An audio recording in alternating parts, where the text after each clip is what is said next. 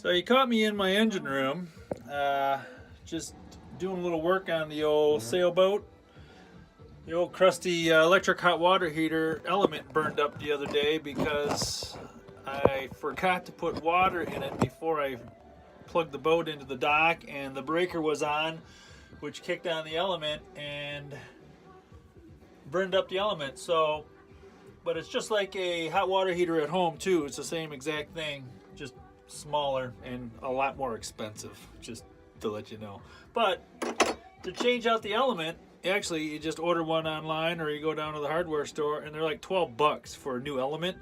And this is actually how easy it is to put in. So if your hot water heater doesn't work and it's an electric hot water heater, more than likely your element is burned up. Or you could have a bunch of crap on the bottom of your tank too. But basically you take the 4 screws out here. You take those out and you remove the element. Voila, that's it. That's all that's to it.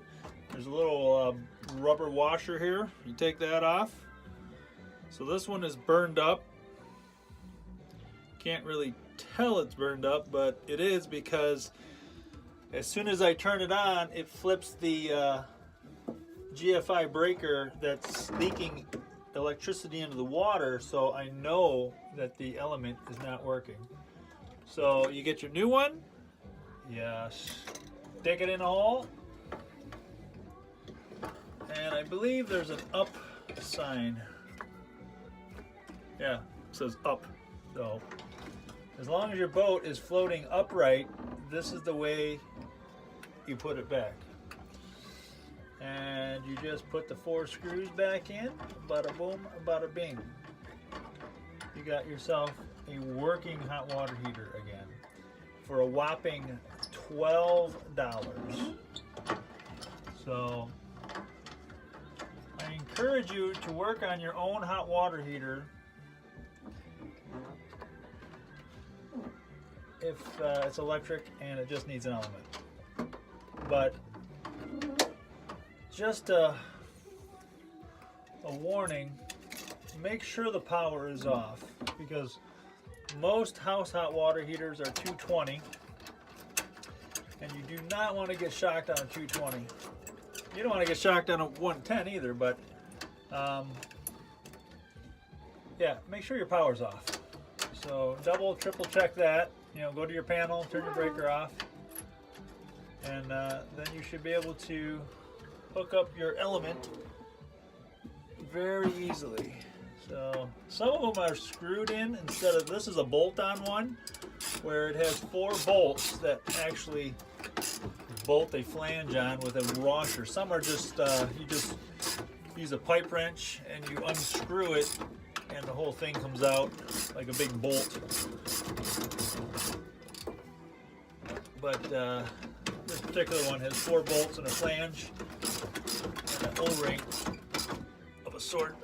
Get those tight, then you grab your trusty screwdriver and loosen up element number 1.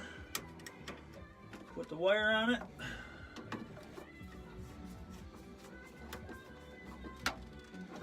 That one's secure. Wire 2.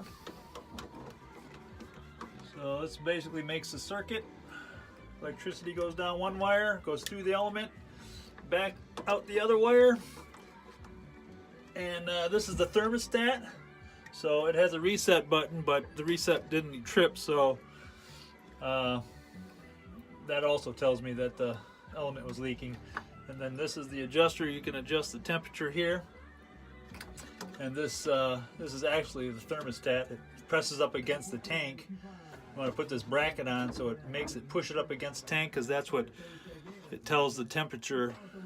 It transfers the heat into the thermostat, causing it to turn on and off when need be. So that's it. It's actually done. So I spent more time yakking about it than I did actually doing the work. But yeah, just do it yourself. That's how it gets done. Mention, drain your hot water heater before you take the plug out, otherwise you're gonna make a mess. And I did want to show you this. You can kind of tell when you take these things out, I'm not sure if it always happens, but of course I can't focus on it. There, finally. You see the split right there? So definitely a dead giveaway that your heating element is bad. So yeah, take a look at it. But yeah, drain your hot water heater, make sure the power's off, and give it a try. What the hell, it's already broke.